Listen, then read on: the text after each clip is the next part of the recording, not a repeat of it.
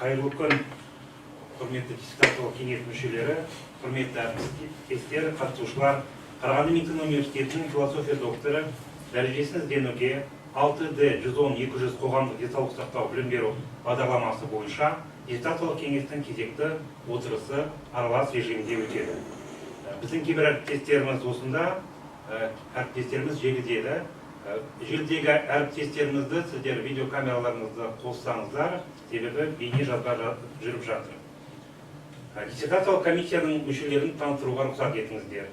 Умаркул Бауыржан Каденович, медицина ғылымдарының кандидаты, қауымдастырылған профессор, диссертациялық кеңес төрағасы. Калишев Марат Гузаирович, төраға орынбасары, медицина ғылымының кандидаты, қауымдастырылған профессор. Дәулеткалиева Жания Абаевна, PhD, ғалым хатшы.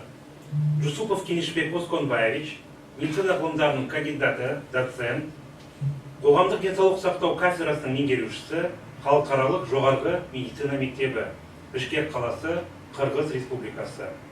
Мамырбаев Арстан Абдраманович, медицина ғылымдарының докторы, профессор. Марат Оспанов атындағы Батыс Қазақстан медициналық университеті, кәсіптік аурулары бар гигиеналық пәндер кафедрасының профессоры, Ақтөбе қаласы, Қазақстан Республикасы. Дайыр ұлы Жәнгір, PhD, Әл-Фараби атындағы Қазақ ұлттық университеті медицина және денсаулық сақтау факультетінің денсаулық және қоршаған орта ғылыми зерттеу зертханасының ғылыми қызметкері, Алматы қаласы, Қазақстан Республикасы. Құрметті әріптестер, кеңесті өткізуге кворум бар, сондықтан Қарағанды медицина университеті 6D-110-200 қоғамдық денсаулық сақтау білім беру бағдарламасы бойынша диссертациялық кеңестің отырысын ашық деп жариялауға рұқсат етіңіздер. Күн тәртібінде Телемисов Мағжан Қахармановичтің кен байыту кешені жұмысшыларының денсаулығын басқарудың медициналық әлеуметтік негіздері тақырыбындағы 6D-110-200 қоғамдық денсаулық сақтау білім беру бағдарламасы бойынша философия докторы ғылыми дәрежесін ізденуге ұсынылған диссертациясының қорғауы. Бұл диссертация Қарағанды медицина университетінде қазақ тілінде орындалған. Ғылыми кеңесшілері Отаров Ертай Жаласпайұлы, медицина ғылымдарының докторы, Қарағанды медицина университеті қоғамдық денсаулық сақтау және кәсіптік денсаулық институтының санитарлық гигиеналық ғылыми зерттеу зертханасының бас ғылыми қызметкері, Қарағанды қаласы, Қазақстан Республикасы. Ибраев Серик Айтмахович, медицина ғылымдарының докторы, профессор, Қарағанды медицина университеті, Қарағанды қаласы, Қазақстан Республикасы. Шетелдік кеңесшісі Аликперов Муса Мамедали Оглы, медицина ғылымдарының докторы, профессор, Әзербайжан медицина университетінің қоғамдық денсаулық сақтау кафедрасының профессоры, Әзербайжан медицина университеті, Баку қаласы, Әзербайжан. Ресми пікір берушілері Мамырбаев Арстан Абдраманович, медицина ғылымдарының докторы, профессор, Марат Оспанов атындағы Батыс Қазақстан медициналық университеті, кәсіптік аурулары бар гигиеналық пәндер кафедрасының профессоры. Серік Бақтияр, PhD, қоғамдық денсаулық сақтау және гигиена кафедрасының доцент зерттеушісі, Астана медицина университеті, Астана қаласы, Қазақстан Республикасы. Ізденушінің жеке ісіндегі құжаттармен таныстыру үшін диссертациялық кеңестің ғалым хатшысы PhD Дәулетбаева Жания Абаевнаға сөз беріледі. Мархабат.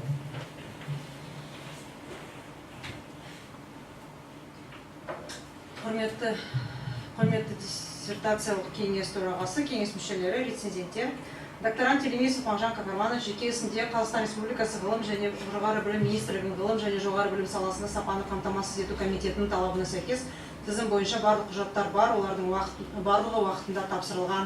Мінездемесін оқып беруге рұқсат етіңіздер. Қоғамдық денсаулық сақтау мамандығының PhD докторанты Телемисов Мағжан Қахарманович 2007 жылы Қарағанды мемлекеттік медицина университетінің қоғамдық денсаулық сақтау факультетіне түсіп, 2012 жылы бітірген. Студенттік кезінен бастап ғылыми зерттеу жұмыстарымен айналысып, республикалық және жас ғылымдар конкурстарының лауреаты атанған. Оқу бітіргеннен кейін Қарағанды мемлекеттік медицина университетінің әлеуметтік медицина және денсаулық сақтауды ұйымдастыру кафедрасы лаборант қызмет етіп, 2013 жылы қоғамдық денсаулық сақтау мамандығы бойынша магистратураға түсіп, құю өндірісі жұмысшыларына медициналық көмекті ұйымдастыру ерекшеліктері тақырыбында магистр диссертациясын қорғаған. Магистратурада оқу барысында ғылыми әдебиеттерді терең және толық жинақтап қана қоймай, сонымен қатар алынған жұмыс бойынша сараптама жүргізу арқылы тұжырымды негіздей біле отырып, ғылыми зерттеу жұмыстарына қабілеттерін жүзеге асыра алды.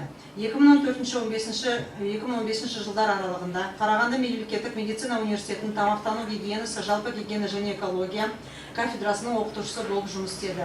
2015 жылдың тамызынан 2018 жылдың шілдесіне дейін Қарағанды медицина университетінде қоғамдық денсаулық сақтау білім беру бағдарламасы бойынша докторантурада оқыды. Оқу барысында университетінің ғылыми кеңесінде кен байыту кешені жұмысшыларының денсаулығын басқарудың медициналық әлеуметтік негіздері докторлық диссертациясының тақырыбын бекітілді. Диссертация тақырыбы бойынша 17 ғылыми жұмыс жарияланды. Оның ішінде сайт-скор бойынша проценттік көрсеткіші 25, Скопус ақпараттық дерек қорына кіретін халықаралық ғылыми басылымда жарияланымдар 2, Қазақстан Республикасы ғылым және жоғары білім министрлігінің ғылым және жоғары білім саласында сапаны қамтамасыз ету комитеті ұсынған ғылыми басылымдардың жарияланымдары 4, шетелдік ғылыми басылымдарды 1, жарияланым халықаралық және республика конференциялар материалдардың жинақтарында 9. Қазақстан Республикасының авторлық құқық объектісіне құқықтарды мемлекеттік тіркеу туралы бойынша 1 куәлігі бар. Сонымен қатар докторантурада оқу барысында Әзербайжан медицина университетіне тағылымдамадан өткен болатын. Қызметтік міндеттерін және қоғамдық тапсырмаларды саналы түрде орындайды. Зертхана жұмысына және институттағы іс-шараларға белсенді қатысады және ғылыми жұмысты орындауда біліктілік, мақсатқа талпынушылық, ізденімпаздық байқатты. Мінезі ашық, еңбекке қабілетті. Жеке істе отандық және шетелдік кеңесшілердің пікірлері, сонымен қатар Қарағанды медицина университетінің PhD докторанттардың диссертацияларының апробациясын бекітетін қоғамдық денсаулық сақтау және кәсіби денсаулық институтының ғылыми зерттеу санитарлық гигиеналық зертханасының кеңейтілген отырысының көшірмелері және ғылыми зерттеулерді бағалау жөніндегі этикалық комиссияның қорытындысы бар. Сонымен қатар Тілемисов Мағжан Қаһармановичтің кен байыту кешені жұмысшыларының денсаулығын басқарудың медициналық әлеуметтік негіздері тақырыбына орындалған диссертациялық жұмысы ұлттық ғылыми техникалық ақпарат орталығында салыстырмалы сәйкестендірілу талдау жасалған. Талдау нәтижесінде аталған құжаттың акционерлік қоғам қорымен сәйкестілігі анықталмады. Сонымен ізденуші ісіндегі құжаттар тізімі Қазақстан Республикасы ғылым және жоғары білім министрлігінің ғылым және жоғары білім саласындағы сапаны қамтамасыз ету комитетінің талаптарына сәйкес. Назар аударғандарыңызға рахмет. Және абайымна үлкен сізге рахмет. Құрметті диссертациялық кеңестің мүшелері, қатысушылар, докторанттың жеке ісі бойынша сұрақтарыңыз бар ма? Қалым хатшыға. Сұрақтарыңыз жоқ болса, рахмет. Енді келесіде диссертациялық негізгі ережелерін баяндау үшін Мағжан Қаһармановичке сөз беруге рұқсат етіңіздер. Жұмысымыздың негізгі нәтижелерін көрсетуге 40 минут уақытымыз бар. Құрметті төраға, құрметті диссертациялық кеңестің мүшелері, бүгінгі біздің кен байыту кешені жұмысшыларының денсаулығын басқарудың медициналық әлеуметтік негіздері тақырыбындағы диссертациялық жұмысты баяндауға рұқсат етіңіздер.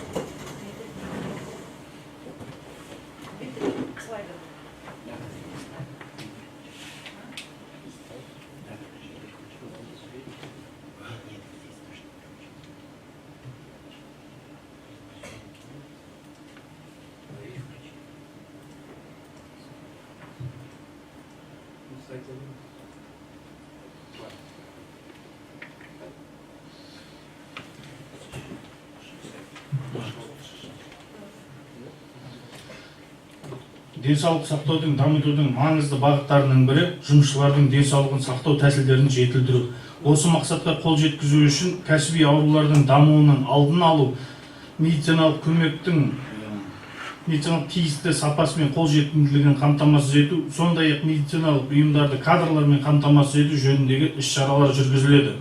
денсаулық көрсеткіштерінің сырқаттанушылықты еңбек жағдайларын зерттеу өзекті міндет болып табылатын және жұмыс істейтін халықтың денсаулығын қорғаудың қазіргі заманғы әлеуметтік модельдерінің негіздерін қалыптастыру үшін қажет екені атап өткен жөн. Осыған байланысты тау-кен өнеркәсібі жұмысшыларының және жалпы еңбекке қабілетті халықтың денсаулығына әсер етуші қауіп факторларының алдын алу мен басқарудың медициналық әлеуметтік бағдарламасын әзірлеуге бағытталған зерттеулердің өзектілігі артып келеді. Сондықтан жұмысшылардың денсаулығына әсер ететін медициналық әлеуметтік факторларды зерттеу жұмысшы қауымның кәсіби ұзақ өмір сүруін сақтаудың маңызды міндеті болып табылады. Зерттеудің мақсаты болып, кен байыту кешені жұмысшыларының денсаулығына әсер етуші медициналық әлеуметтік факторларын зерттеу арқылы жұмысшылардың денсаулығын басқарудың алдын алу бағдарламасын әзірлеу. Зерттеудің міндеттері: кен байыту кешені жұмысшыларының кәсіби денсаулығына әсер етуші қауіп факторларын анықтау, кен байыту кешені жұмысшыларының уақытша еңбекке жарамсыздық бойынша сырқаттанушылығын зерттеу, кен байыту кешені жұмысшыларының әлеуметтік қорғау шараларына медициналық әлеуметтік тұрғысынан сипаттама беру, кен байыту кешені жұмысшыларының денсаулығын басқарудың медициналық әлеуметтік бағдарламасын әзірлеу болып табылады. Зерттеудің негізгі нысаны болып, бірінші топта Қостанай облысының Жетіқара қаласында орналасқан Қостанай минералы акционерлік қоғамының байыту кешенінің жұмысшылары болып табылса, екінші топта Ұлытау облысының Жезқазған қаласында орналасқан Қазақмыс корпорациясының Жезқазған кен байыту фабрикасының байыту кешені жұмысшылары болды. Зерттеу негізгі 3 бағыттан тұрады: еңбек жағдайларының гигиеналық сипаттамасы, әртүрлі кәсіби топтардың жұмысшыларының уақытша еңбекке жарамсыздық бойынша сырқаттанушылығы, жұмысшыларды әлеуметтік қорғау шараларының медициналық әлеуметтік сипаттамасы. Слайдта көріп отырғандай деңгейде зерттеулер жүргізілді. Өндірістік факторлардың зияндылық және қауіптілік дәрежесі бойынша жұмысшылардың еңбек жағдайларын гигиеналық бағалау нәтижесінде 2 өндірістік мекеме жұмысшыларының мамандық иелері қарастырылған. Атап айтқанда, мыс кен байыту кешені жұмысшыларының еңбек жағдайлары Хризотил кен байыту кешені жұмысшыларының еңбек жағдайларына қарағанда жоғары екені анықталынды. Мыс кен байыту кешені жұмысшыларының еңбек жағдайының басым көпшілігі 3-ші кластың 3-ші дәрежесіне жатқызылса, Хризотил кен байыту кешені жұмысшыларының жоғары көрсеткіші 2-ші кластың 2-ші дәрежесіне жатқызылды. Байыту кешені жұмысшылары денсаулығына әсер етуші қауіп факторларын анықтау мен уақытша еңбекке жарамсыздық бойынша сырқаттанушылық зерттеу нәтижесінде 2 мекемеде аурулар класы бойынша сырқаттанушылықтың ең жоғарғы көрсеткіштері тыныс алу жүйесі ауруларының 1-ші орында тұрғанын байқауға болады. 2-ші орында мыс кен байыту кешенінде есту ағзасы аурулары байқалса, Хризотил кен байыту кешені жұмысшыларының арасында жарақаттар мен улану аурулары алып отыр. Ас қорыту жүйесі және несеп жыныс жүйесі аурулары мыс кен байыту кешені жұмысшыларының арасында 3-ші орын алса, Хризотил кен байыту кешені жұмысшыларының арасында сүйек бұлшықет жүйесі, тері қабаты, аллергиялық аурулары анықталынды. Жас көрсеткіштеріне байланысты зерттелінген 2 топта уақытша еңбекке жарамсыздық бойынша сырқаттанушылықтың деңгейіне талдау жүргізгенде, жыл бойы жұмыс жасаған 100 адамға шаққандағы ауырғандар саны мен оқиғалар жиілігі бойынша салыстырылып отырған 2 өндірістік кешен бойынша 30, 39, 40, 49 жас аралығында жоғарылап, 50 және одан да жоғары жаста төмендейтіні анықталынды. Ал ауырған адамдардың күн саны бойынша сырқаттанушылықтың жоғары көрсеткіші 2 өндірістік мекеме бойынша 40-49 жас аралығында байқалып, 50 және одан да жоғарғы жас деңгейінде төмендейді. Жұмыс өтілі бойынша уақытша еңбекке жарамсыздық сырқаттанушылығын бағалау кезінде аурушаңдылықтың жоғарғы көрсеткіштері салыстырылып отырған 2 өндірістік мекемеде де еңбек өтілі аз, еңбек жолын енді бастап келе жатқан, еңбек өтілі 9 жылға дейінгі уақытты қамтитын жұмысшыларда анықталынды. Сонымен қатар, мыс және Хризотил кен байыту кешені жұмысшыларының да сырқаттанушылық көрсеткіштерінің ауырғандар саны бойынша да, оқиғалар мен күндер саны бойынша да еңбек өтілі ұлғайған сайын төмендейтінін байқауға болады. Айта кетсек, 2 өндірістік мекеме жұмысшыларының арасында ауырғандар саны және оқиғалар саны бойынша да айтарлықтай айырмашылық болмады. Мыс кен байыту кешеніндегі жұмысшылардың сырқаттанушылық көрсеткіштерін салыстырмалы түрде талдау нәтижесінде еңбек жағдайының қалыпты екінші классына жататын жұмысшылардың 32%-ында ешқандай сырқаттанушылық болмағанын көрсетсе, еңбек жағдайының зиянды үшінші классының үшінші дәрежесінде жұмыс істейтін жұмысшылардың 20%-ында ғана сырқаттанушылықтың болғаны анықталды.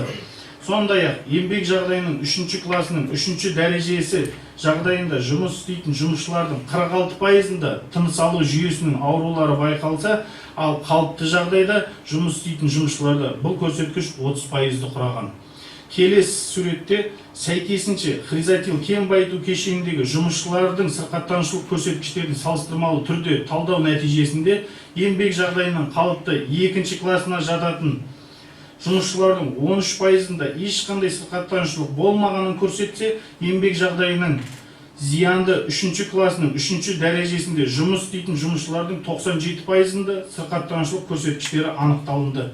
Бұл деректердің дұрыстығын растайды. Сонымен қатар, хризотил кен байыту кешен жұмысшыларының еңбек жағдайының үшінші классының бірінші дәрежесі жағдайында жұмыс істейтін жұмысшылардың 44%-ында тыныс алу жүйесі ауруларына шалдыққанын көрсетсе, екінші класс қалыпты жағдайда жұмыс істейтін жұмысшыларда бұл көрсеткіш 57%-ды құрады. Өндірістік жағымсыз факторлардың жұмысшы денсаулығына кері әсерінен сырқаттанушылықтың деңгейі жоғарылайтыны мәлім болды. Сауалнама нәтижесінде өз денсаулығының жай күйін жақсыдан жаманға дейін ауқымды бағалау ұсынылды. Өз денсаулығыңыздың жағдайын қалай бағалайсыз деген сұраққа мыс кен байыту кешені жұмысшыларының арасында өте жақсы деп 28,8% жауап берсе, жұмысшылардың басым көпшілігі болып, 34,9% жақсы деп жауап берген. Осы сұрақ бойынша хризотил кен байыту кешені жұмысшыларының арасында 12,5% өте жақсы деп жауап берсе, басым көпшілігі өз денсаулығын 45,5% жақсы деп бағалаған. Өз денсаулығын субъективті бағалау нәтижесі бойынша сауалнама деректерін талдау көрсеткендей, мыс кен байыту кешенінде сауалнамаға қатысқан адамдардың денсаулық жағдайын өте жақсы деп бағалағандардың 18% тыныс алу жүйесі ауруларының бар екенін көрсетсе, ал нашар деп жауап бергендер арасында бұл көрсеткіш 100%-ды құрады. Сәйкесінше, хризотил кен байыту кешен жұмысшыларының арасындағы сауалнамаға қатысқандардың өз денсаулық көрсеткіштерін өте жақсы деп бағалағандардың ішінде тыныс алу жүйесі аурулар 63% көрсетсе, нашар деп жауап бергендерде 100% болғаны көрсетті. Зерттеу нәтижесінде уақытша еңбекке жарамсыздық бойынша сырқаттанушылық көрсеткіштерінің субъективті зерттеуі мен сауалнама жүргізу арқылы зерттелінген субъективті денсаулық көрсеткіштерін бағалауда корреляциялық байланыс анықталды. Жұмысшылардың медициналық көмекке жүгінуіне байланысты екі өндірістік ордадағы салыстырмалы түрде бағалауда респонденттердің басым көпшілігі 3 ретке дейін деп көрсеткен. Атап айтқанда, мыс кен байыту кешені жұмысшыларының 47,6% көрсетсе, хризотил кен байыту кешені жұмысшыларының 75,5% белгілеген. Бұл байыту кешені жұмысшыларының еңбекпен байланысты кәсіби көмек пен қолдауды қажет ететін қауіп факторларының бар екенін көрсетеді. Жылына 4-5 ретке дейін орташа жиілікте медициналық көмекке жүгінуі бойынша мыс кен байыту кешені жұмысшыларының 11,3% құраса, хризотил кен байыту кешені жұмысшыларының 19,6% анықталынды. Келесі суретте ұжымдағы психологиялық климатты бағалау болып табылады. Мыс кен байыту кешені респонденттердің 72,9% ұжым арасындағы қатынасқа қанағаттанса, сәйкесінше хризотил кен байыту кешені жұмысшылардың арасында 85% оң баға берген. Тұлғааралық қарым-қатынастың жағымды жақтарын, эмоционалды қолдау, бір-біріне көңіл бөлетіндігін және ашық қарым-қатынаста болатындығын атап өтіп, өз ұжымындағы психологиялық климатқа қанағаттанушылықтарын білдірді. Теріс барға берген респонденттердің мыс кен байыту кешені жұмысшыларының 12,3% жауап берсе, хризотил кен байыту кешені жұмысшыларының 6% көрсеткен. Ол олар ұжымдағы психологиялық климатқа наразылықтарын білдіріп, қолдаудың жоқтығын немесе басқа факторларды атап өткен. Уақытылы еңбек демалысына шығу кәсіпорынның қаншалықты икемді және жұмысшыларды қолдау көрсететін еңбек саясаты болып табылады. Осыған байланысты сізге жоспар бойынша демалыс беріле ме деген сұраққа оң жауап бергендердің ішінде мыс кен байыту кешені жұмысшыларының ішінде 66,4%-ын құраса, хризотил кен байыту кешені жұмысшыларының арасында 95,5%-ы анықталды. Демалысқа уақытылы шықпайтын жұмысшылар да кездесті. Олардың басым көпшілігі демалысты кесте бойынша пайдалану мүмкіндігі болмауын мыс кен байыту кешені жұмысшыларының 22,9%-ы көрсетсе, хризотил кен байыту кешені жұмысшыларының арасында 1% екен. Жұмысшының әлеуметтік қорғалуының бірден-бір себебі кәсіпорын тарапынан қосымша жанұя мәселесіне байланысты балабақшаларға немесе мектеп үйірмелеріне қосымша ақы төленуі.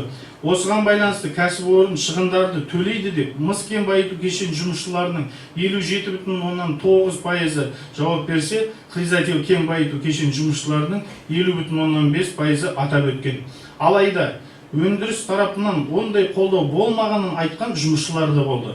Айта кетсек, бұл мыс кен байыту кешені жұмысшыларының 28,8%, ал хризотил кен байыту кешені жұмысшыларының 5,5%-ы кәсіпорын тарапынан балалар мекемелердің шығындарын төлемейтінін хабарлады. Яғни, зерттеліп отырған кен байыту кешені ұжымы жұмыс беруші тарапынан өз жұмысшыларының тек еңбек ету жағдайымен ғана емес, жұмысшылардың әлеуметтік жағынан қорғалуына байқауға болады. Респонденттердің басым көпшілігі кәсіпорынның өз жұмысшыларының біліктілігін арттыруға бағытталған бағдарламалар бар екенін атап өткен.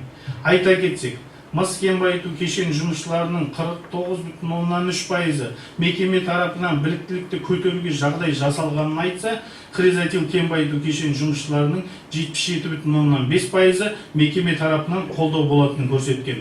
Дегенмен, сауалнамаға қатысқан респонденттердің арасында басшылық тарапынан ондай қолдау жоқтығын айтқан мыс кен байыту кешені жұмысшыларының 29,8%-ы мұндай шаралардың жоқтығын көрсетсе, хризотил кен байыту кешені жұмысшыларының 7%-ы кәсіпорынның біліктілікті арттыруға қолдаудың жоқтығын айтқан. Әлеуметтік әл-ауқаттың тағы да бір көрсеткіші бұл айлық табыс. Жұмысшылардың айлық табысқа қанағаттануын бағалау барысында мыс кен байыту кешені жұмысшыларының 57,2%-ы жалақыларына жоғары қанағаттанушылығын көрсетсе, тиесінше хризотил кен байыту кешені жұмысшыларында 36,5%-ы айлық табыстарына жоғары қанағаттанушылығын көрсеткен. Қанағаттанудың төмен деңгейін мыс кен байыту кешені жұмысшыларының 29,8% айтса, ал хризотил кен байыту кешені жұмысшыларының 41%-ы өздерінің жалақыларына қанағаттанбайтындықтарын білдірген. Бұл қаржылық сыйақылардың сәйкессіздігін көрсетеді. Жұмысшылардың мамандығы мен жұмыс өтілі алатын жалақысына сәйкес келуі туралы сұрақ талқыланды. Алынған нәтижелерге сүйене отырып, мыс кен байыту кешені жұмысшыларының 68,2%-ы жалақысының жұмыс өтілі мен мамандығына сай келетінін айтса, осы көрсеткіш хризотил кен байыту кешені жұмысшыларының 43%-ын құрады. Бұл кәсіби білім мен тәжірибе үшін әділ сыйақыны қабылдауды көрсетеді.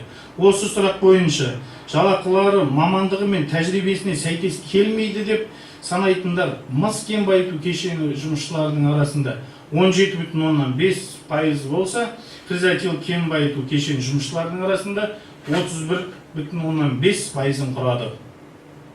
Жұмыс орнындағы қауіп-қатерлерден хабардар болу деңгейі талқыланды.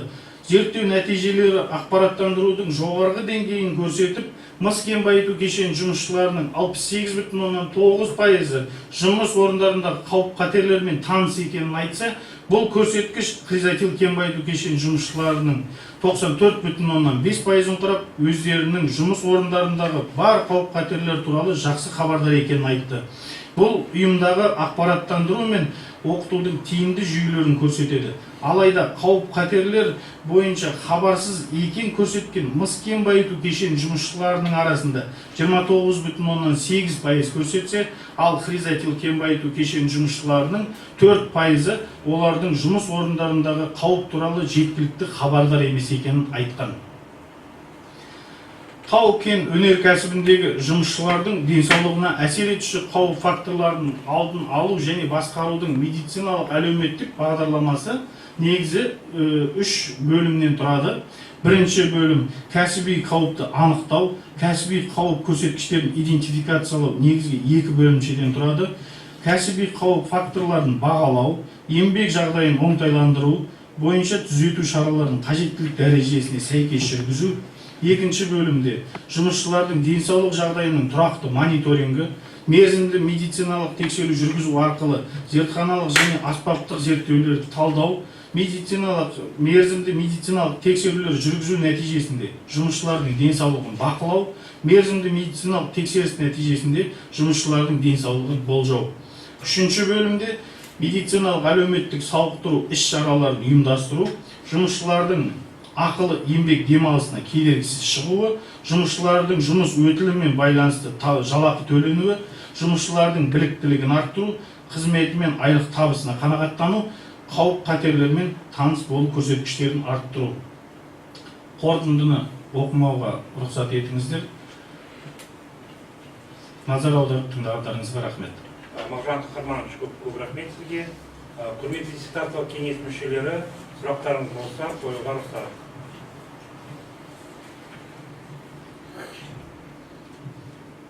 Пока сіздер ойланғанша мен бастай берейін. Бірінші, Мағжан Қаһарманович, сіз негізі зерттеудің мақсатында кен байыту кешені жұмысшылардың денсаулығына әсер етуші медициналық әлеуметтік факторларын зерттеуі дегенсіз, қандай қауіп қатер факторлар бар екенді. Бірінші қорытындыңызда жазыпсыз. Медициналық әлеуметтік факторлар өндірістік шу, шаң, еңбек ауырлығы деген. Одан басқа қауіп қатер факторлар анықталды ма? Анықталса, ол қандай факторлар? Бірінші сұрақ. Жауап бере беріңіз, екінші сұрақтан қояды.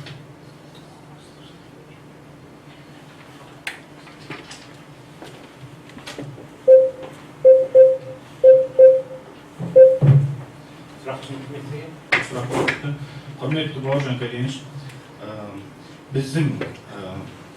біздің зерттеулеріміз бойынша келесідей медициналық әлеуметтік факторлар анықталынды.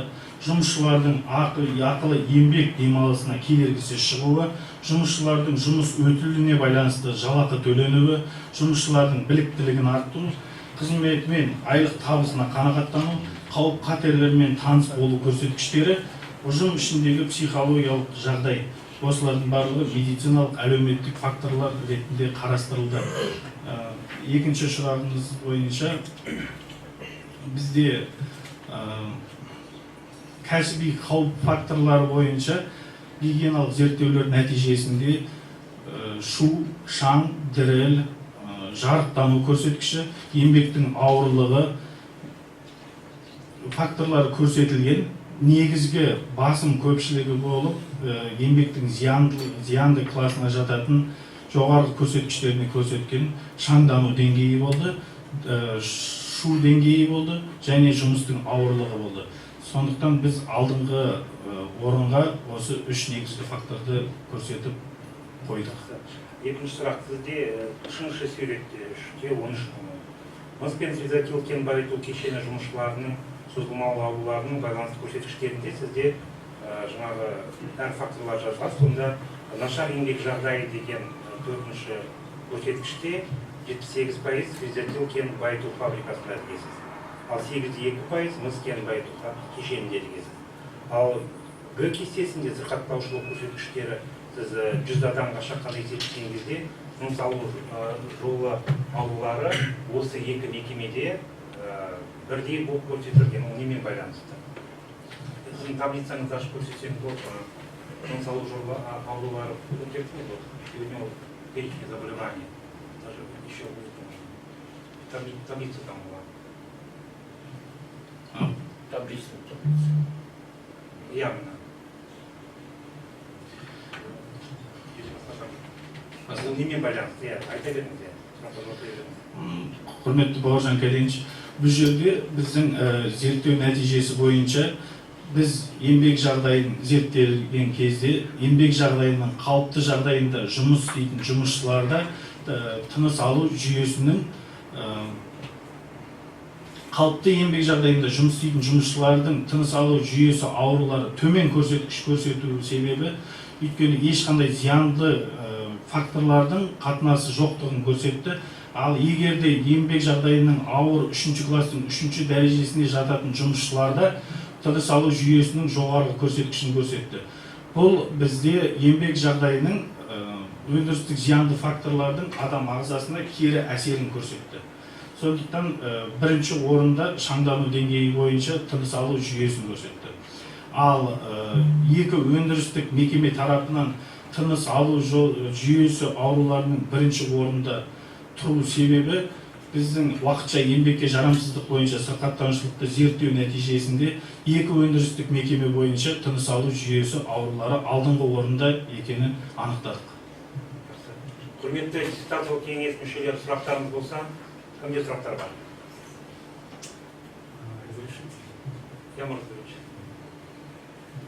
Уважаемый Мағжан Кахарманович, у меня такой вопрос. Какие методы и подходы вы использовали для оценки влияния неблагоприятных производственных факторов на здоровье работающих? Какие вы получили результаты? То есть, какие приоритетные неблагоприятные факторы вы выявили в процессе ваших исследований? Ну и вопрос такой. Насколько я понял, вы проводили оценку эффективности предложенной программы медико-социальной для улучшения состояния здоровья. Проводили вы такую оценку эффективности ее внедрения? И если проводили, то какие результаты она показала? Спасибо.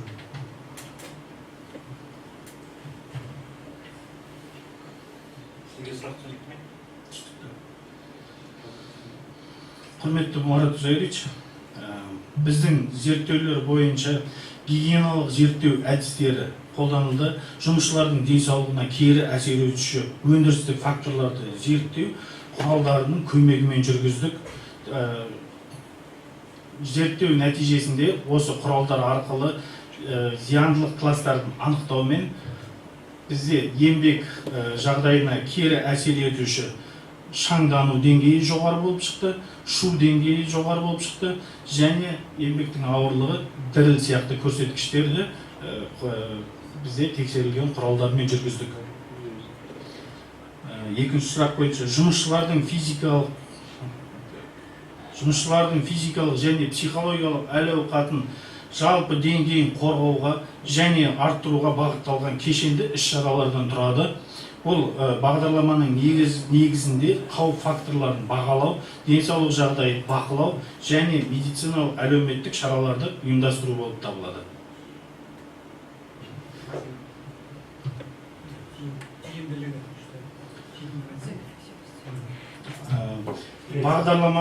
Біздің диссертациялық жұмыстың барысында біз алдымызға қойған мақсатта тек қана бағдарламаны өндіріске енгізу болып табылады.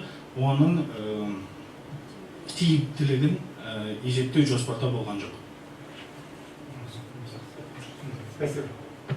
Құрметті диссертациялық кеңес мүшелері, сұрақтарыңыз, онлайн отырған сұрақтарыңыз. Сұрағым болады ма? Иә. Құрметті төраға, құрметті әріптестер, құрметті Мағжан Кахарманұлы, презентацияңызға рахмет.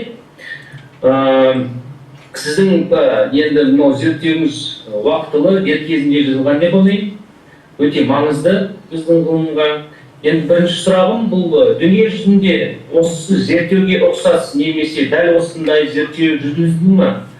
Орын алған болса, дүние жүзінде қандай айырмашылықтар немесе ерекшеліктер бар болса, ондай зерттеу.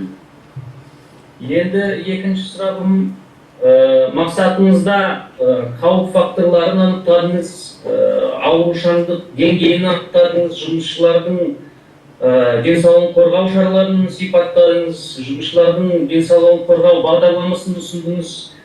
Соған байланысты зерттеу барысында алынған нәтижелер, зерттеу әдістер сол қоғамдық денсаулық сақтау факультетінің студенттеріне, магистранттарына, докторанттарына сол зерттеудің нәтижелерін, әдістерін ұсыну және оқу бағдарламасына енгізу жоспарыңызда бар ма? Осы екі сұраққа жауап берсеңіз. Рахмет. Құрметті Жаңгір Дайырұлы, біздің зерттеу бойынша басқа елдерде медициналық әлеуметтік тұрғысынан әртүрлі салаларда ғылыми зерттеу жұмыстары жүргізілген. Тек біздің тақырып бойынша алғаш рет салыстырмалы түрде медициналық әлеуметтік тұрғысынан кен байыту кешені жұмысшыларының әлеуметтік жағдайы зерттелінді. Бұл екі өндіріс тарапынан салыстырмалы түрде зерттеу көрсеткіштері болып табылады. Біздің диссертациялық жұмыстың мақсатында оқыту жағдайына енгізу қарастырылмаған. Бірақ болашақта жоғарғы оқу орындары студенттеріне әдістемелік ұсыныс ретінде қарастыруымызға болады. Рахмет. Рахмет. Кеңшілік Оспанбаевич, сұрақтарыңыз бар ма? У вас есть вопросы, уважаемые? Да, здравствуйте еще раз. Уважаемый Мағжан Кахарманович, у меня два вопроса, если можно. Да, пожалуйста. Может быть, я не понял из-за так нечеткого понимания казахского языка, но у меня следующие вопросы, два вопроса. Первое. Вы в основных положениях пишете, что основными факторами, влияющими на здоровье работающих, является субъективная оценка профвредностей. Как вы можете объяснить это? Как субъективная оценка работников является основными факторами или основным фактором? Это первый вопрос. И второй вопрос. Можете мне, пожалуйста,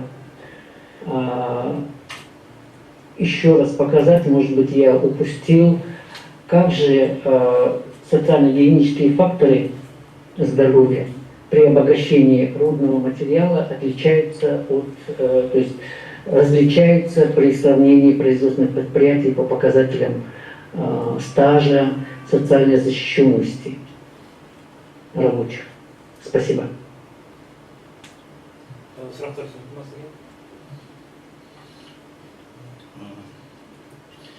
Құрметті Кеңесбек Өшкенбаевич, әлеуметтік факторлардың жұмысшы денсаулығына әсер етудің бірнеше себебі бар.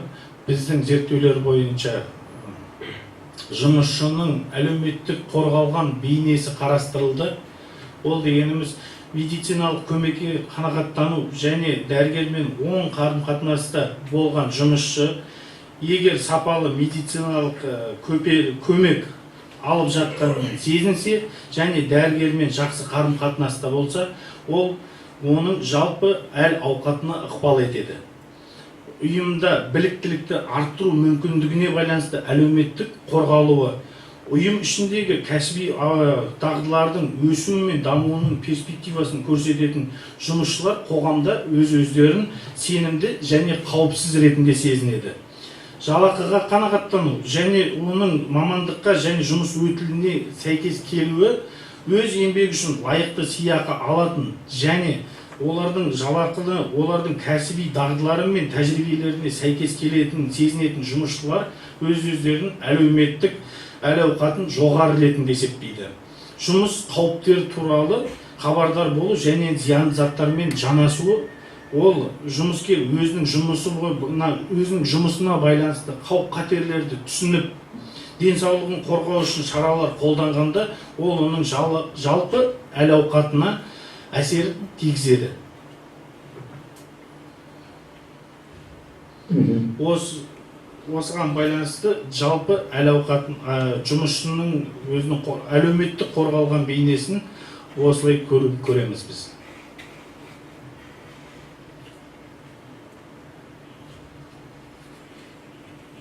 Рахмет.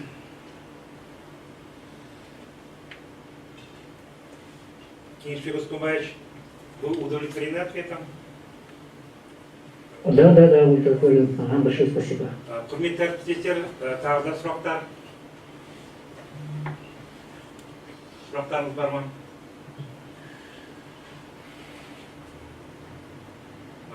Ойланғандарымша, сіздің ғылыми жұмысыңыздың жаңалығы не деп ойлайсыз?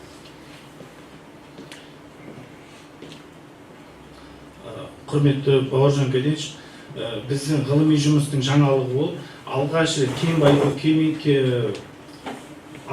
кен байыту кешені жұмысшыларының денсаулығына әсер етуші медициналық әлеуметтік факторлар анықталды. Біз бағана айтып кеткендей, жұмысшылардың әлеуметтік қорғалу шараларына заманауи әлеуметтік сипаттама берілді. Жұмысшылардың нақты зерттелінген уақытша еңбекке жарамсыздық бойынша сырқаттанушылық көрсеткіштерін жұмысшылардың субъективті өз денсаулығын өзі басқару көрсеткіштерін бір-біріне сәйкестендіріп көріп, жұмысшылардың объективті өзінің көзқарасы мен субъективті зерттелген жұмыстардың барлығы бір-бірімен сәйкес келетінін анықтадық. Мағжан Қахарманович, сіздің медициналық әлеуметтік бағдарламаңыз екі жұмыс өнеркәсібіне енгізіледі ме? Және тек қана бір өнеркәсіпке енгізіледі ме?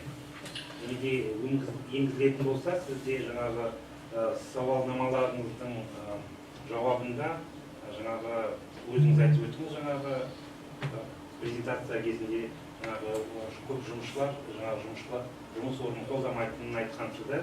Және сіз осы медициналық әлеуметтік бағдарламаңызда жұмыс өтіліне байланысты жалақы көптеген әлеуметтік сұрақтарды көтергенсіз. Уақытылы еңбек демалысынан шығу, кәсіби біліктілік дамытуды ұйымдастыру, айлық жалақы қанағаттандыру, қауіп қатерлермен танысу және де қауіпсіз еңбек жағдайын ұйымдастыру деп жатырсыз. Осы екі кешенде осы шаралар ұйымдастырылады ма, или тек қана бір ғана кешендегі? Құрметті Бауыржан Кәденш, біздің зерттеу жұмысымыз бойынша екі өндірістік мекеме тарапынан жұмысшы денсаулығына әсер етуші физикалық факторлардың барлығы сәйкес бірдей келіп, бағалау нәтижесінде айтарлықтай айырмашылық болмады. Уақытша еңбекке жарамсыздық бойынша сырқаттанушылық нәтижесінде екі өндірістік мекемеде де тыныс алу жүйесінің аурулары байқалғанын анықтадық. Әлеуметтік... Жоқ, соны түсіндік, жаңа екі кешенде біздің әлеуметтік бағдарламаңызды қолдаймыз деп шешті ме? Осының нәтижесінде біздің 2023 жылы өзінің әлеуметтік медициналық бағдарламамызды Қостанай минерал акционерлік қоғамының еңбекті қорғау бөліміне енгізілді. Жезқазған кен байыту кешені зерттеу бойынша Жезқазған медициналық орталығына енгізу актісі енгізілді. Жақсы, рахмет. Сұрақтарыңыз, Жанебаевна? Кеңес Өскенбаевичтің сұрағының жалғасы ретінде осы өз денсаулығы субъективті бағалау деп өткізді. Ол қаншалықты жиі тараған осы кәсіп? Басқа өндірісте осындай жұмыстар кездестірдіңіз бе? Осындай өз-өзін бағалау деген субъективті жиі кездесе ме? Өндірістік қызметкерлер арасында. Қаншалықты ол шынайы? Құрметті Жанебаевна, біздің зерттеулер бойынша басқа зерттеулерге қарағанда өзгеше болып шықты. Себебі біз жұмысшылардың денсаулығын бағалау үшін, әлеуметтік жағдайын бағалау үшін өзіміздің ұсынылған мемлекеттік тіркеу арқылы алынған куәлігіміз бар. Сол арқылы сауалнама жүргізіп, жекеше жүргізіп, соны анықтадық. Сауалнаманы біз өзіміз құрастырған сауалнама арқылы. Бұл сауалнама басқа мекемелерде, басқа жағдайда зерттелініп жүргізілмеген. Валидизациядан да бұл сұрақ сауалнама. Құрметті әріптестер, диссертациялық кеңес мүшелері, сұрақтарыңыз бар ма тағы? Егер сұрақтарыңыз жоқ болса, келесі этапқа көшейік. Регламент бойынша сөз бірінші ресми рецендентке беріледі. Бірінші ресми рецендент Мамырбаев Арыстан Абдраманович, медицина ғылымдарының докторы, профессор, Марат Оспанов атындағы Батыс Қазақстан медициналық университеті, кәсіптік аурулары бар гигиеналық пәндер кафедрасының профессоры, Ақтөбе қаласы, Қазақстан Республикасы. Арыстан Абдраманович, сізге сөз. Диссертациялық жұмыс құнды дамудың басынан Қазақстанда техникалық және кәсіптік білім жөнінде дамытудың 23-29 жылдарға арналған тұжырымдамасында көрсетілген азаматтық және ұлттық құндылықтардың адам өмірі мен денсаулығының жеке адамның еркін дамуының басымдылығы ғылыми негізделген жүйелерін, сондай-ақ қауіпке бағытталған тәсіл негізінде еңбекті қорғауды басқарудың ұлттық жүйесін жаңғырту бағыттарымен қоса Қазақстанға 23 жылы қабылданған қауіпсіз еңбек тұжырымдамасына сәйкес келеді. Енді былай критерий бойынша ғылыми маңыздылығы ұсынылған диссертацияда жұмысшылардың кәсіби денсаулығын сақтау мақсатында еңбек жағдайларының зияндылығын төмендету, денсаулық жағдайын халық қатерлерін бағалау, еңбек тиімділігін арттыру және өмір сүру сапасын жақсарту шаралары қарастырылған. Өнер жұмыстың нәтижесінде алынған жаңалықтары ғылымның дамуын өзінің елеулі үлесін қосады. Диссертациялық жұмыстың алдында қойылған мақсаттар мен міндеттердің нәтижесінде алынған қорытындылары өнер жұмыстың маңыздылығын ашқан. Үшінші, өзі жазу принципі. Диссертациялық жұмыстың өзіндік жазу деңгейі жоғары. Диссертациялық зерттеудің барлық нәтижелерін автордың өзі жинақтап алған. Бұл үден үшін қоғамдық денсаулық сақтау ғылымына қосқан жеке үлесін көрсетеді. Автор диссертацияның барлық бөлімдерін орындаған және рәсімдеген. Жұмыстың нәтижелері ғылыми конференцияларда ұсынылған, академиялық адалдық принциптер мен ережелерін толығымен орындалған. Төртінші критерий ішкі бірлік принциптері. Диссертациясының барлық бөлімдері бір-бірімен байланысты. Алынған нәтижелер сенімді және әзірлеген зерттеу әдістемесіне сәйкес келеді. Диссертациялық зерттеудің үлгілікті негізделген. Қазіргі таңда кен байыту кешені жұмысшылардың және жалпы еңбекке қабілетті халықтың денсаулығына әсер етуші қауіп факторларын алдын алу мен басқаруды медициналық әлеуметтік тұрғыдан зерттеу өзекті мәселе болып табылады.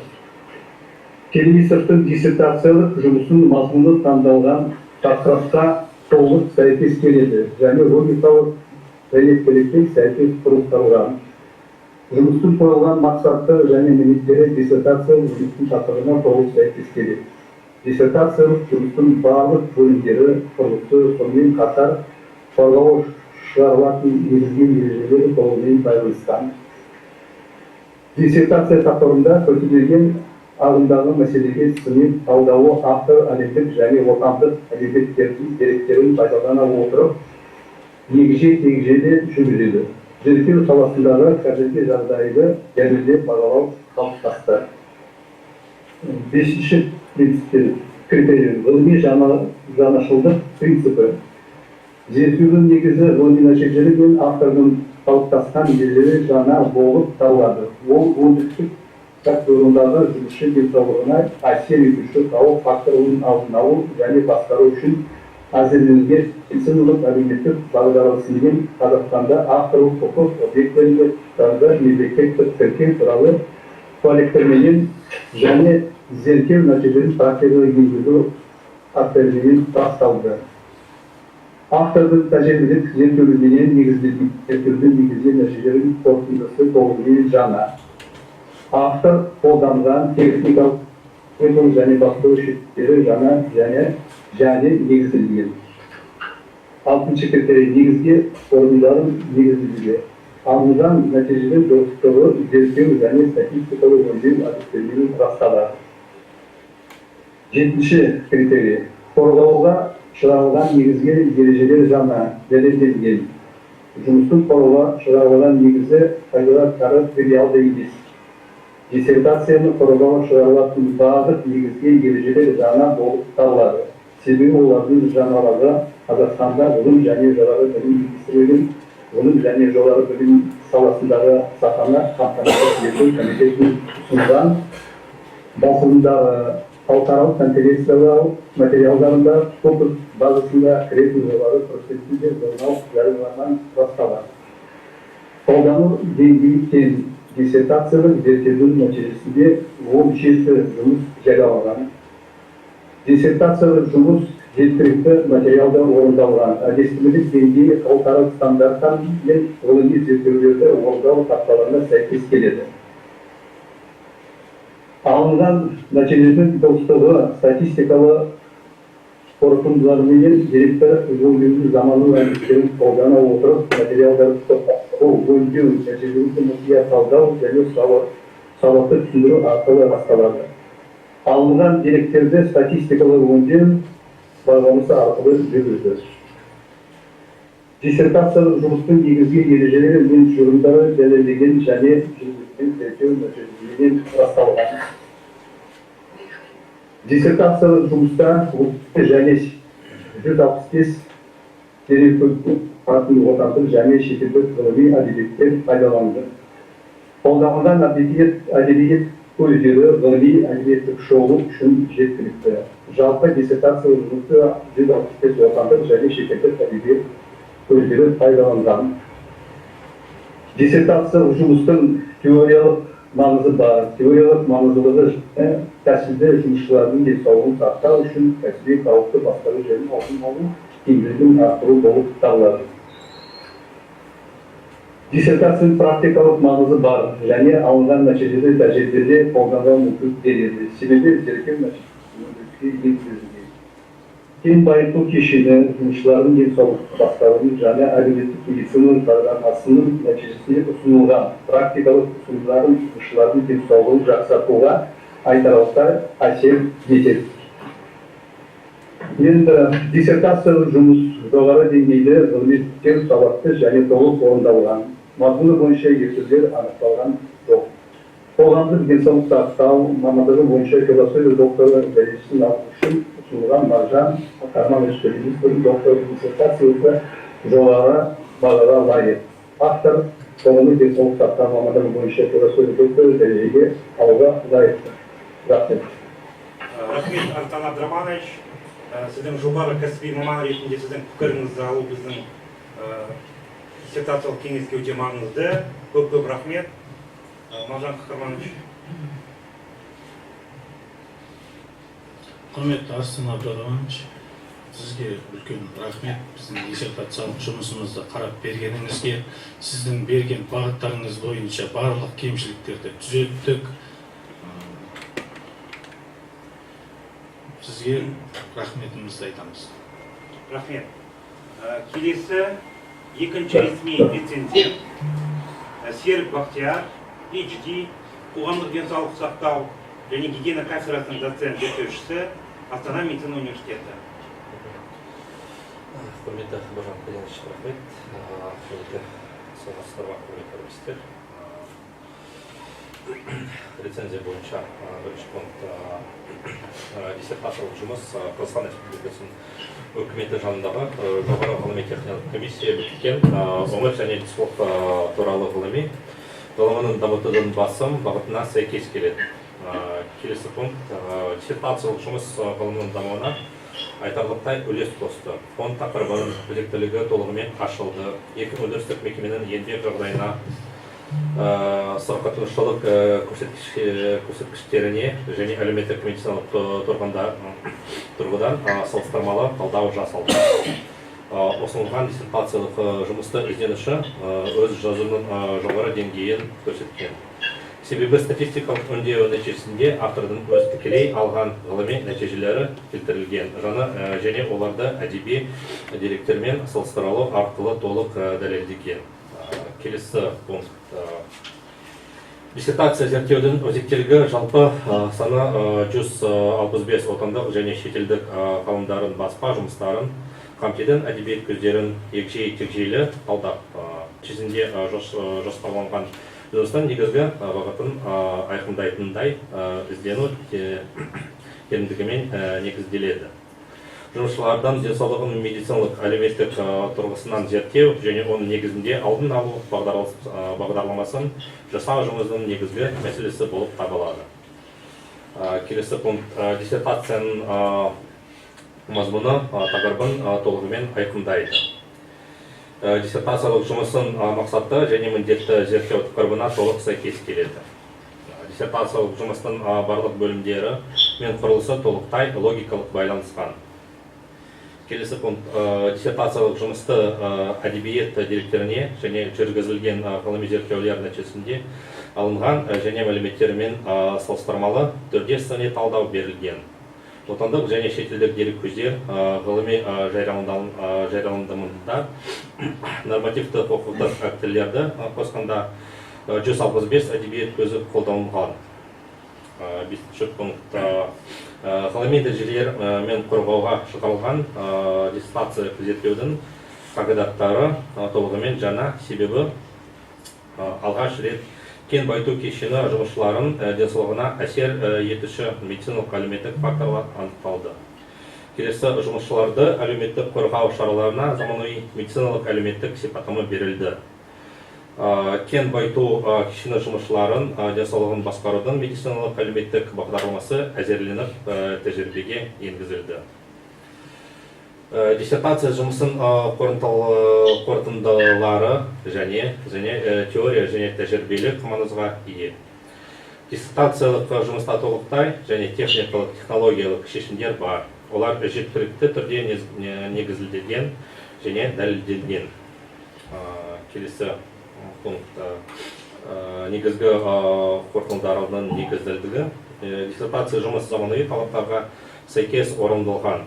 Алынған нәтижелер тұжырымдар және қорытындылардың негізделді. Мен сенімділік деңгейі докторанттың диссертациясы тақырыбы бойынша ғылыми жарияланымдармен және тәжірибелік зерттеулермен расталды. Қорғауға шығарылған негізгі қағидаттар толығымен дәлелденген. Диссертация жұмысының негізгі қағидаттары тривиалды емес. Жұмыстың қорғауға шығарылатын барлық қағидаттары жаңа және қорытындымен сәйкес келеді. Диссертация зерттеудің нәтижелері бойынша 17 ғылыми жұмыс жарияланған. Оның ішінде сайт-скор бойынша проценттік көрсеткіш кемінде 25 Scopus ақпараттық дерекқорына кіретін. Халықаралық ғылыми басылымда жарияланымдар 2. Қазақстан Республикасы ғылым және жоғары білім министрлігінің ғылым және жоғары білім саласындағы сапа қамтамасыз ету комитеті ұсынған ғылыми басылымында жарияланымдар 4. Шетелдік ғылыми басылымында 1. Халықаралық және республикалық конференциялар материалдарын жинақтарына 9. Авторлық құқық объектісіне құқықтарды мемлекеттік тіркеу туралы бөлігі 1. Диссертациялық зерттеу әдістемен таңдау жеткілікті негізделген жұмысты орындау барысында әлеуметтік, гигиеналық және статистикалық әдістерді қолданған. Сыртқандышылық деңгейін бағалау Ноткен әдістемелік нұсқаулығы бойынша жүргізілген. Нәтижелерді өңдеуін математикалық статистикалық әдісі IBM SPSS Statistics өлшемдерін статистикалық өңдеу бағдарламасының көмегімен жүзеге асырылды. Жалпы іріктеме және топтар бойынша сипаттамалық статистикалық өңдеу кезінде келесідей есептелер бөлек жүргізілді. Бұл орташа шамалар, орташа шамадағы қателер, стандарты аутфлоу, медиана. Таралы нормасы Шапира-Уилк критерий бойынша анықталды. Орташа мәндер арасындағы айырмашылықтарды талдау Пирсонның хи квадраты бойынша жүргізілді. қатынастардан статистикалық гипотезаны тексеру үшін Тау-Кендалл коэффициентін қолдана отырып корреляция талдау қолданылды. Теориялық қорытындыда анықталған өзара байланыстар мен заңдылықтар автордың өзіндік зерттеулерінің нәтижелерімен дәлелденген. Олардың нәтижелері диссертациялық жұмыстың тиісті бөлімдерінде және ғылыми мақалаларда жариялаумен расталған. Жұмыстың маңызды мәлімделмелері нақты және сенімді ғылыми әдебиеттерге сілтемелермен расталған. Әдебиеттік шолу үшін жасалған әдебиет көздері жеткілікті деңгейде қарастырылған. Қолданған әдебиеттері тізімі 165 отандық және шетелдік әдебиет көздерін тұрады. Диссертациялық жұмыс маңызды теориялық мәнге ие. Жүргізген ғылыми зерттеу жұмысының нәтижесіне кен байыту кешені жұмысшыларының денсаулығын басқарудың медициналық әлеуметтік бағдарламасы негізделді. Бағдарлама өз кезінде жұмысшылар денсаулығының ауытқуын алдын алуға және басқаруға, жұмысшы денсаулығына әсер етуші қауіп факторлары мен сырқаттанушылық көрсеткіштерін төмендетуді. Әлеуметтік қорғаудың маңызды медицина әлеуметтік шараларын қамтиды. Диссертация жұмыстың практикалық маңызы бар және алынған нәтижелерді практикада қолдану мүмкіндігі жоғары. Себебі жұмыстың нәтижелері тәжірибелік өнеркәсіптік өндіріске, бұл құсна минералы және жезқазған медициналық орталығы енгізілген. Практикалық ұсыныстар және жаңа болып табылады. Кен байыту кешені жұмысшыларының денсаулығын басқарудың әлеуметтік медициналық бағдарламасы жұмысшы денсаулығын жақсартуда елеулі үлес қосады. Және соңғы пункт диссертация жұмысы академиялық жазу мен рәсімдеу сапасы жоғары болғандықтан сауаты баяндалған және аяқталған ғылыми зерттеу жұмысы болып табылады. Жазу және рәсімдеу сапасын бойынша менде ешқандай ескертулер жоқ. Философия докторы дәрежесін алуға ұсынылған Мағжан Қахарманович диссертациялық жұмысы 10 бағаға лайық. Ал Мағжан Қахарманович Тілемесов 6D-110-200 қоғамдық денсаулық сақтау мамандығы бойынша философия докторы дәрежесін алуға лайық. Рахмет. Рахмет көп Бақтияр Серикович сізге, ресми пікіріңізге. Мағжан Қахарманович. Құрметті Бақтияр Серікұлы, сіздің біздің зерттеу жұмысымызды қарау барысында айтылған ұсыныстарыңыз үшін рахмет. Диссертацияны қарап бергеніңізге рахмет. Рахмет. Енді келесі этапқа көшеміз. Келесі этапта ғылыми кеңесшілеріне сөз беріледі. Бірінші жетекшісі Утаров Виталий Владимировичқа беріледі. Медицина ғылымдарының докторы, Қарағанды медицина университеті қоғамдық денсаулық сақтау және денсаулық сақтау директоры. Құрметті әріптестер, өз ойыммен айтуға рұқсат беріңіздер. Мағжан Қахарманұлы 2007-2012 жылдары осы Қарағанды медицина университетінің студенті болды. Сол 4-5 курста біздің санитарлық-гигиеналық ғылыми зерттеу лабораториясына келіп студент шағының 4-5 курсында ғылыми зерттеу жұмыстарына айналысты. Магистрлық диссертациясын қорғады. Сол аралықта Қазақстан Республикасы президентінің фонды және денсаулық сақтау министрлігі ұйымдастырылған ғылыми зерттеу жұмыстарында жүлделі бірінші орын алды студенттер арасында. Содан ғылымға деген көңілі ойы ашылып, жаңа аталған біздің ғылыми зерттеу санитарлық гигиеналық лабораториясында қызметке кірісті. Міне соның нәтижесінде 2015-2018 жылдары ағымдағы жылдың докторантураға түсті мамандық бойынша. Соның нәтижесінде бүгін сіздердің алдарыңызға біз жария етіп отырмыз. Диссертацияны жазу кезінде алдымызға қойылған мақсатқа сай 4 зерттеудің міндеттерін біз ойдағыдай алып шықтық деп ойлаймыз. Себебі осы міндетті қою кезінде міндеттен шығатын жұмыстарды ұйымдастыру кезінде Мағжан Қахарманұлы өзінің білікті маман екен, ғылыми қызметкер екенін маған көрсетті. екеуміздің ортамызда жұмыс барысында ешқандай қиындық туғызған жоқ. Нәтижесінде міне бүгінгі сіздердің алдарыңызда диссертациялық жұмыс шығып отыр. Мен осындай өзімнің докторантым Телемисов Мағжан Қаһарманұлы осындай мінездеме берсем бе деп, оның бәрі қағазда хатталған. Одан сәттілік тілеймін жұмыстарыңызға. Рахмет сізге көп, Виктор Осыпаевич. Келесі ғылыми кеңесшілерінің Ибраев Серік Смашиннің денсаулығына байланысты келе алмауына, және де шетелдік жетекшісі Әліпбек Мұса Мамедалиұлының келе алмауына байланысты сөз жаңағы екі ғылыми жетекшілердің пікірін диссертациялық кеңестің ғалым хатшысы Жания Абаевнаға оқып беруіне рұқсат етіңіздер.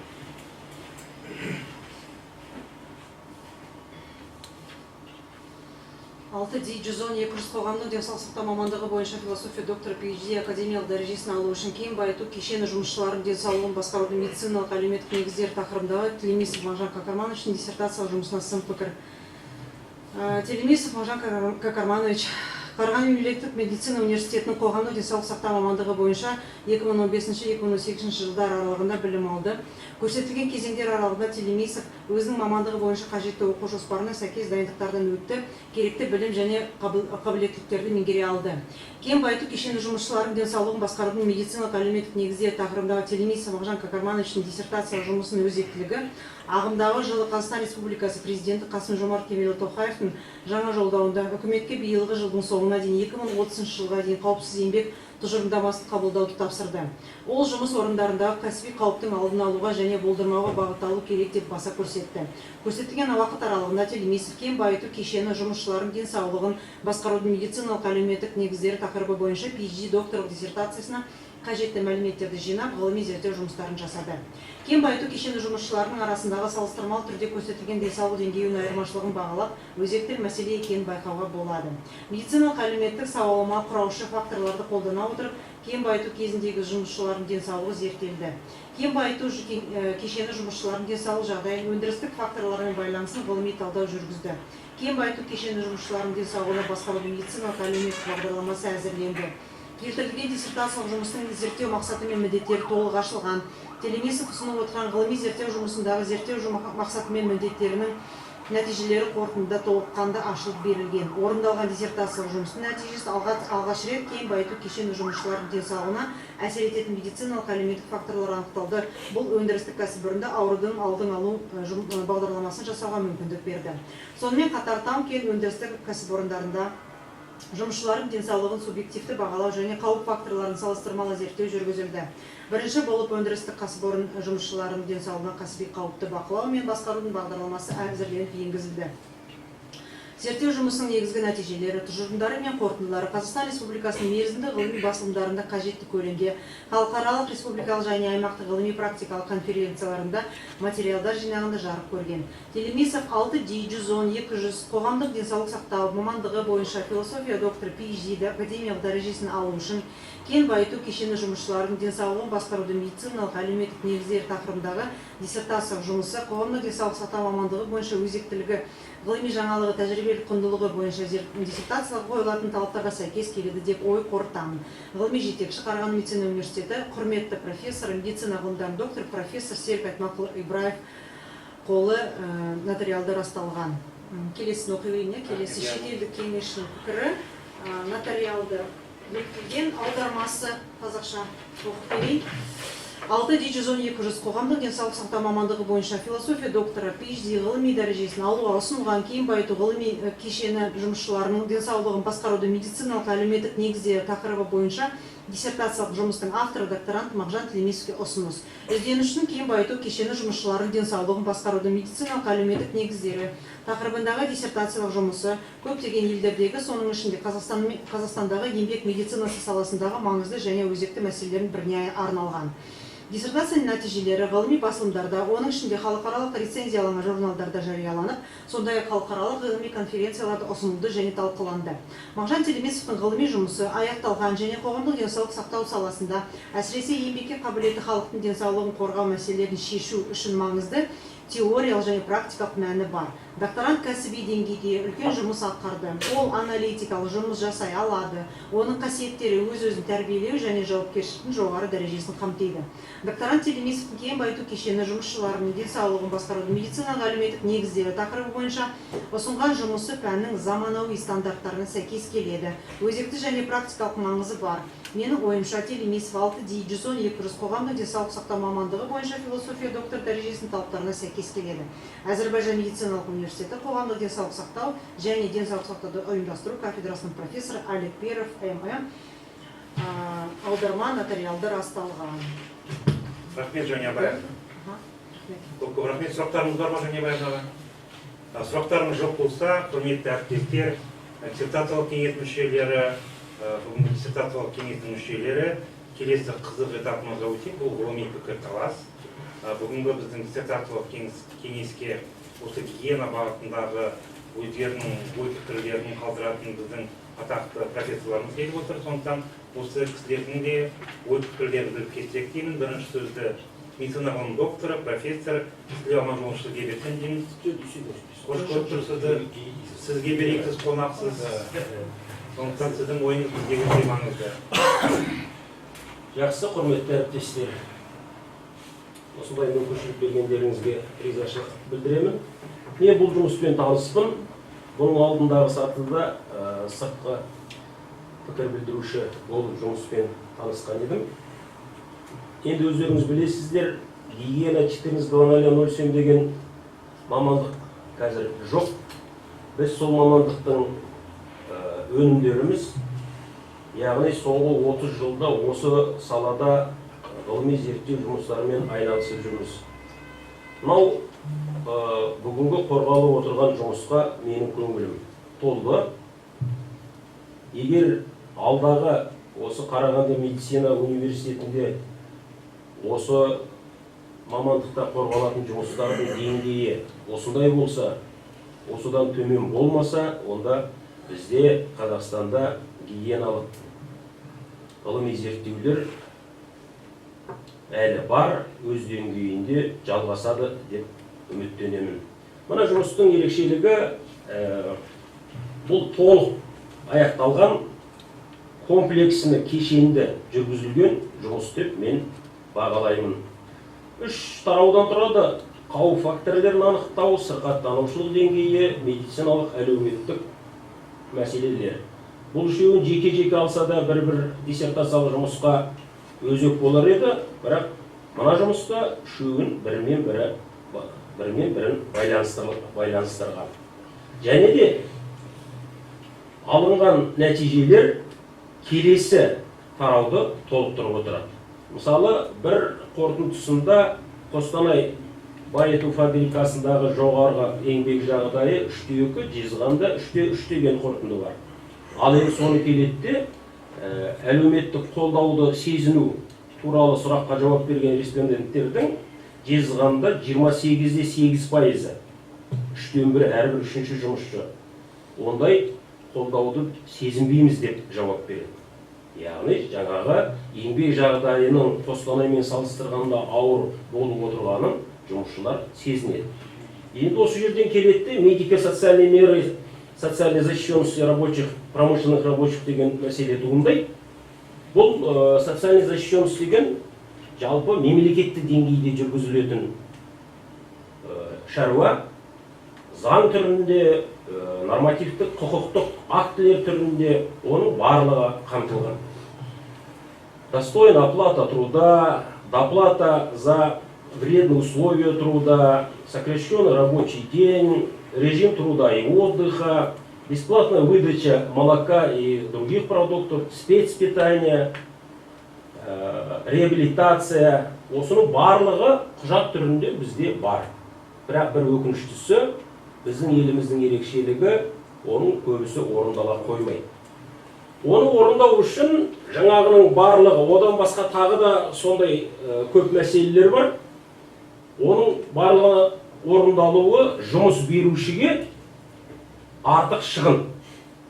Оны ешкім мына заманда шығын жасағысы келмейді. Оларға дәлел керек, доказательство. Ал біздің ұсынатын дәлеліміз 5 жылда бір рет өткізетін аттестация рабочих мест. Ол өзін өзі ақтамайды. Ол қазіргі шындық. Өйткені аттестация рабочих месті арабададатель өзі жүргізеді. Өзінің ақшасына жүргізеді. Оған жалданған мамандар барады да оның айтқанын істеуге мәжбүр. Сондықтан келеді электрогазосварщик класс условия труда 2 деп беріп жатады. Ұялмай, қызармай. Ал мынандай ғылыми жұмыстарда егер жұмыс беруші қарайтын болса, міне қараңыздар, еңбек жағдайын зерттегенде Қостанайда 3780 замеры, Жезқазғанда 3958. Бұл өте үлкен көлем. Жаңа бір сұрақта ведущим фактором профессионального риска рабочих является субъективная оценка деген сөз шығып кетті. Ол кішкене түсінбеушіліктен туды ғой деймін. Бұл жерде ведущий фактор, бұл факторы производственной среды и факторы внепроизводственные факторы. А субъективная оценка тут выступает как подтверждающий фактор. Сондықтан жұмыстың өзектілігіне, орындалғандығына, орындалу деңгейіне, сосын жариялағанына ешқандай сұрақ туындамайды ғой деп ойлаймын. 8 жылдың көлемінде алғашқы мақаласы Мағжанның 15 жыл шыққан екен, соңғылары 23 жылмен тұр. Бұл дегенің 8-9 жылдың аралығында ізденуші осы бағытта ғылыммен айналысқан. Мен көңілім толды, мен қолдаймын. Рахмет. Көп рахмет сізге, Аманжолович. Мен де соңғы сұрақтарыма өзім жауабын алдым деп ойлаймын. Сіздің қосқан жауабыңызға көп рахмет сізге. Үшінші екен.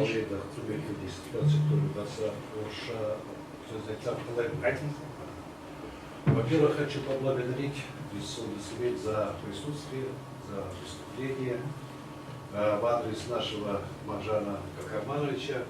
Ну и сказать именно в адрес нашего докторанта, в прошлом докторанта, сейчас нашего научного сотрудника. Хотелось бы сказать следующее, что я его, в принципе, знаю давно, наверное, где-то более 12 лет.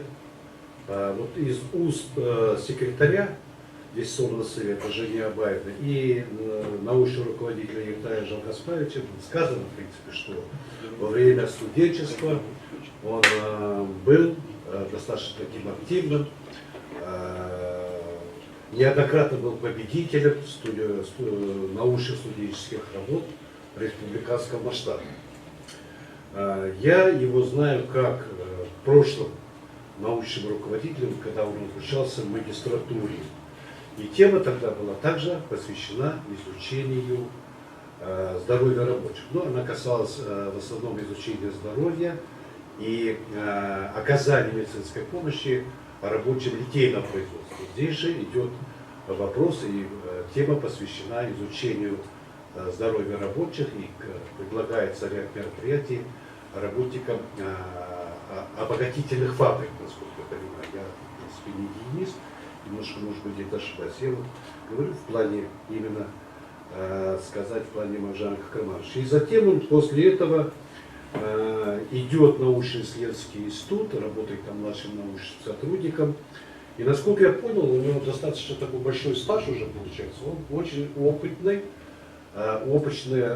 работник, большой опыт работы именно в проведении научных исследований в промышленном аспекте, в изучении где-то экологических моментов и непосредственно изучение рабочих мест именно на производстве.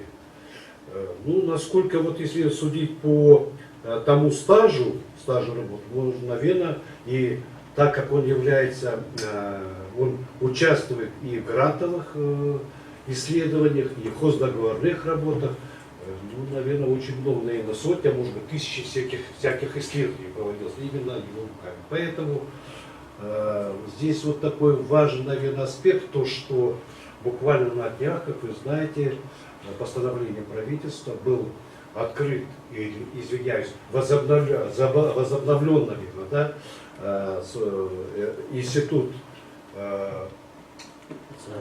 национальный центр, да, вот в прошлом, да, и здесь вот было сказано, что в принципе работ стало мало. Вот именно открытие этого института, я надеюсь, позволит или приведет к тому, что изучение состояния здоровья рабочих в промышленных предприятиях, что очень актуально в настоящий момент, является очень таким вот важным и очень важным аспектом.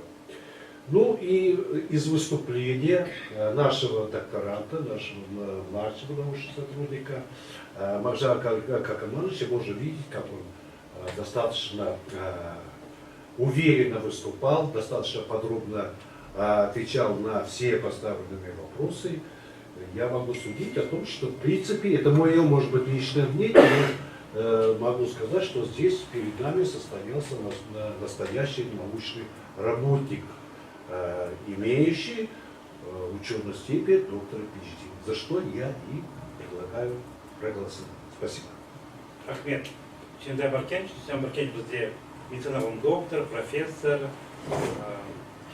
бірнеше жылдар бойы осы қоғамдық денсаулық сақтау барысын Қазақстанға дамытқан кісілердің бірі.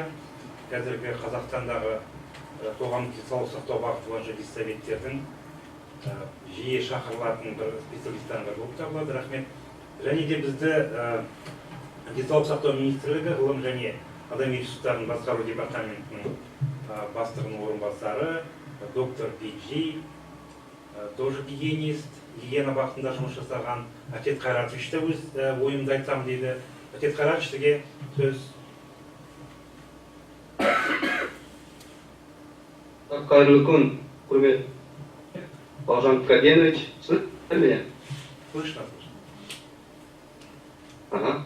Уважаемый Мағжан Каденович, уважаемые члены диссертационного совета, хотелось бы отметить о значимости данной работы, что данная работа была проведена на достаточно высоком уровне, что на сегодняшний день существует высокая потребность в реализации тех задач, которые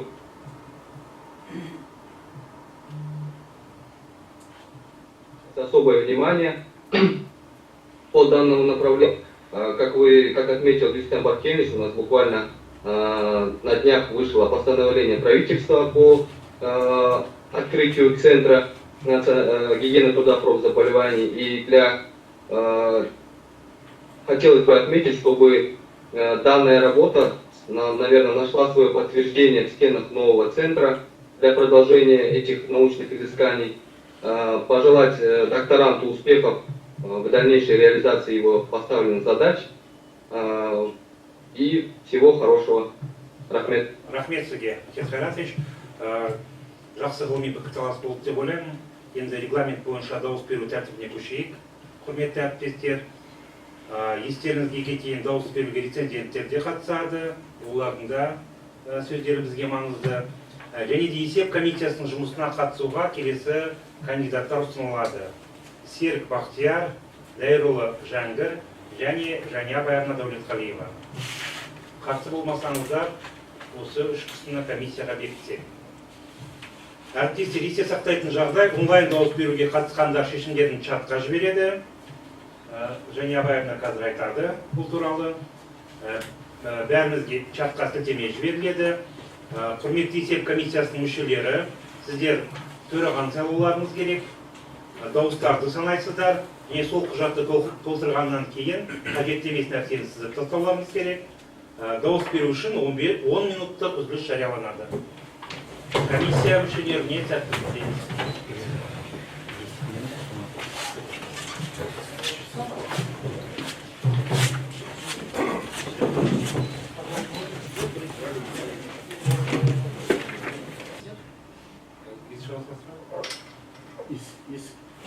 Құрметті әріптестер, ситуациялық кеңес мүшелері, ситуациялық кеңес отырысын жалғастыруға рұқсат етіңіздер.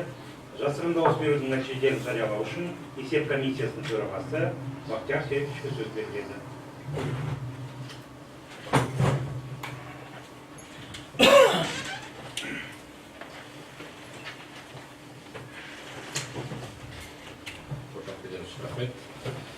Есеп комиссияның бірінші хаттамасы, есеп комиссия Қарағанды медицина университеті жанындағы 6D 110 200 қоғамдық денсаулық сақтау білім беру бағдарламасы бойынша 24 жылдың 29 сәуіріндегі отырысында келесі құрамында сайланған Серік Бақтияр, Дәулеткалиева және Абаевна және Дайролы Жангар. Тыңдалды есеп комиссияның төрағасын сайлау жөнінде шешімді есеп комиссияның төрағасы ретінде Серік Бақтияр сайлау бірауыздан сайлады. Есеп комиссияның мүшелері Серік Бақтияр, Дәулеткалиева және Абаевна және Дайролы Жангер. Екінші хаттамасы, есеп комиссияның екінші хаттамасы, есеп комиссияның Қарағанды медицина университеті 6D 110 200 қоғамдық денсаулық сақтау білім беру бағдарламасы бойынша 24 жылдың 29 сәуіріндегі отырысында келесі құрамда сайланған Серік Бақтияр, Дәулеткалиева және Абаевна және Дайролы Жангер.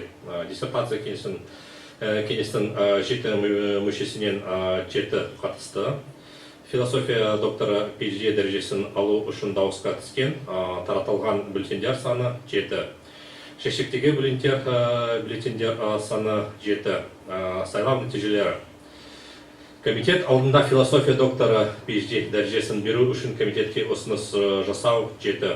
Диссертацияны пысықтауға жіберу 0. Диссертацияны қайта қорғауға жіберу 0. Комитет алдында философия докторы PhD дәрежесін беру үшін комитетке ұсыныс жасаудан бас тарту 0. Жарамсыз бюллетендер 0. Есеп комиссияның құрамы Серік Бақтияр, Дәулеткалиева және Абаевна және Дайролы Жангер. Бақтияр Серік, сізге көп рахмет. Енді есеп комиссиясының хаттамасын ашық дауыс беру арқылы бекітуді ұсынамын. Кім келіседі?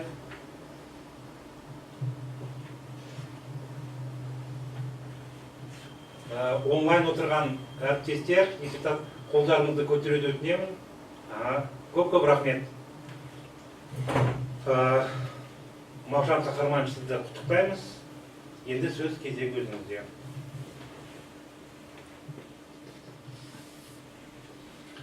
Құрметті төраға, құрметті диссертациялық кеңес мүшелері, сіздерге алғыс айтамын.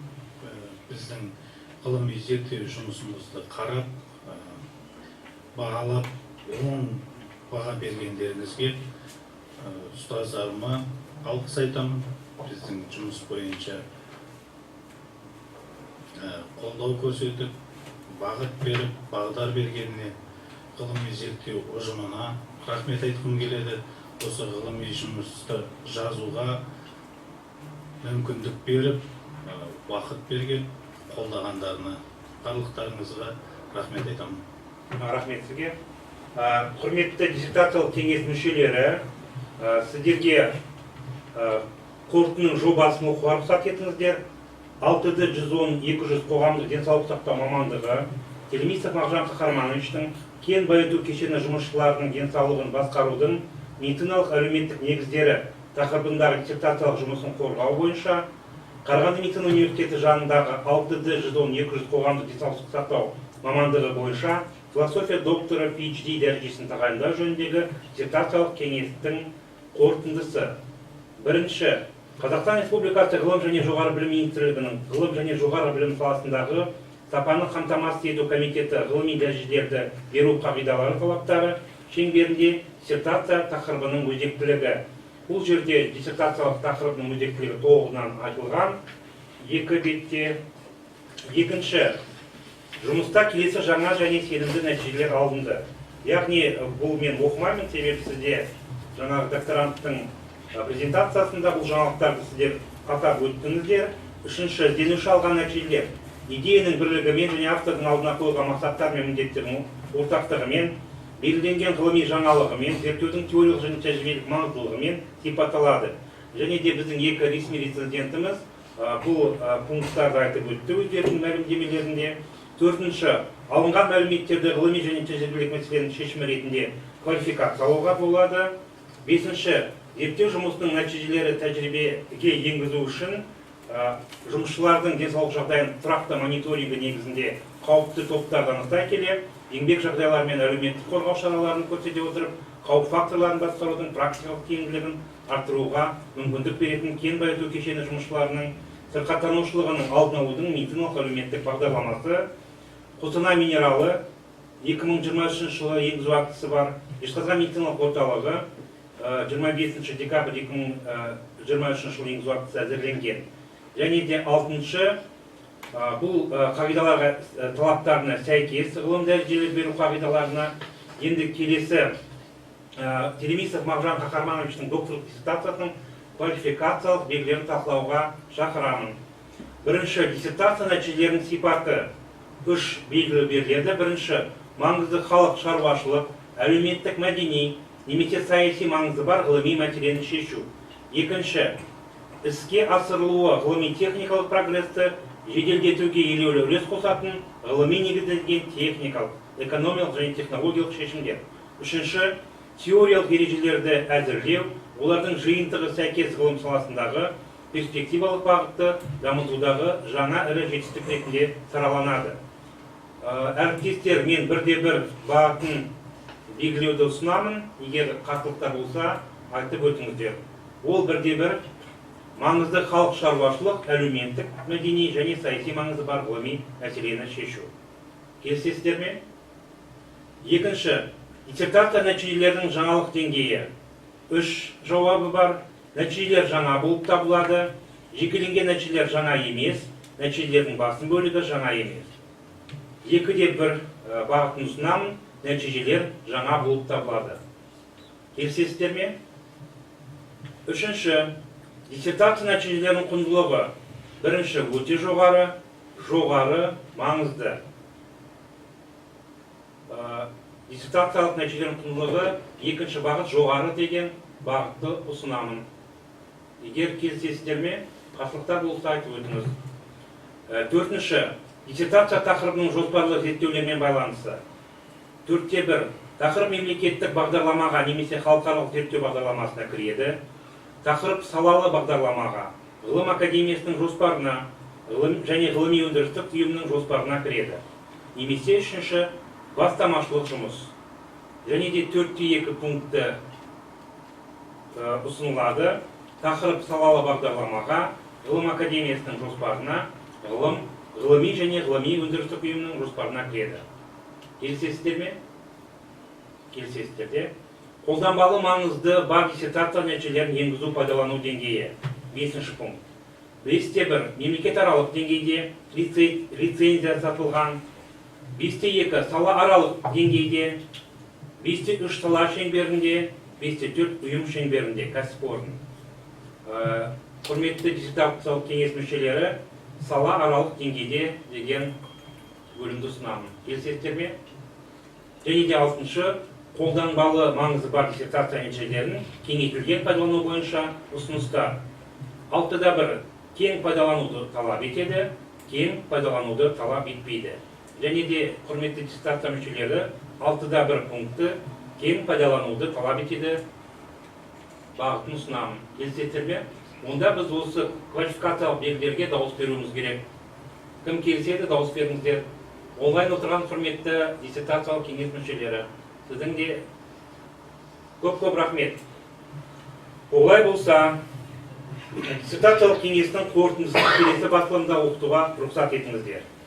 6D110-200 қоғамдық денсаулық сақтау мамандығы бойынша диссертациялық кеңес Телемисов Мағжан Қахармановичтің кен байыту кешені жұмысшыларының денсаулық сақтарудың медициналық әлеуметтік негіздері тақырыбына арналған диссертациялық жұмысын көпшілік алдында қорғау негізінде ғылыми талқылау қорытындылары, жасырын дауыс беру нәтижелері бойынша Қазақстан Республикасы Білім және ғылым министрлігінің Білім және ғылым сапасын қамтамасыз ету комитетіне Телемисов Мағжан Қахармановичке философия докторы PhD дәрежесін беру үшін өтінішпен жүгінеді.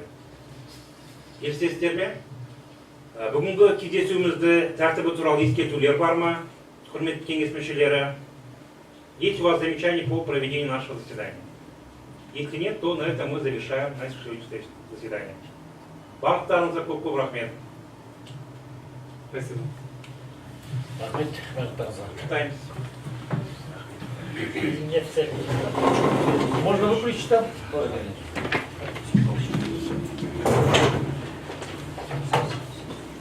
Да, слушай.